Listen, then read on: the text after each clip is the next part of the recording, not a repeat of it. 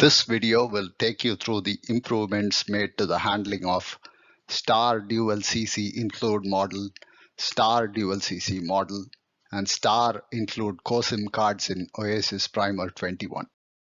Star dual CC include model, star dual CC model, and star include COSIM keywords refer to external files that can contain additional data, much like files referred to by star include. Previous versions of Oasys Primer have supported these keywords, but have ignored the data contained in these additional files. In previous versions, these cards could be created, edited, and copied in Oasys Primer. Primer would also store the file names specified by those cards. However, the data contained within those files would be ignored.